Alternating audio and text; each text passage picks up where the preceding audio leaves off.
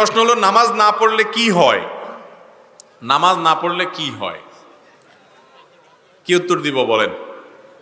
নামাজ না পড়লে ঈমান নিয়ে টানাটানি শুরু হয়। নামাজ না পড়লে কি হয় ভাই? ঈমান নিয়ে টানাটানি কিভাবে শুরু হয় বুঝাবো। অনেক ইমামদের মতে যে ঠান্ডা মাথায় ইচ্ছাকৃতভাবে মুসলমান হয়েও নামাজ পড়ে না, সে ইসলাম থেকে বের হয়ে যায়, খারিজ হয়ে যায়।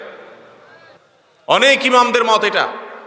ইমাম আজম আবু হানিফা রাহিমাহুল্লাহ সহ অন্য অনেক ইমামের মত হলো, যদি সে নামাজ না পড়ে কিন্তু তার মধ্যে অপরাধ বোধ আছে, সে নামাজ না পড়ার কারণে লজ্জা শরম ভিতরে ভিতরে আছে, পড়া উচিত সেটা মনে করে, তাহলে সে কাফের হবে না।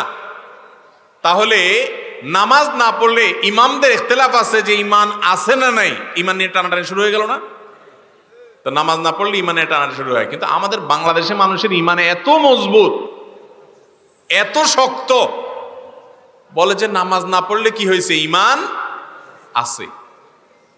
একে তো চোর, আবার বড় গলা, নামাজ পড়ে না এক অপরাধ করে, আবার বড় গলা করে যে নামাজ না পড়লে কি হয়েছে, ঈমান আছে। ভাইরা আমার, ওমর রাদিয়াল্লাহু তাআলা বলেছেন, লা হাজ্জা ফিল ইসলাম লিমান তারাকাস সালাহ, যেই মুসলমানের সন্তান, যে মুসলমান নামাজ পড়ে না, ইসলামে তার কোনো ভাগ নাই, হিস্সা নাই, নাম নিশানা নাই। কত বড় কথা।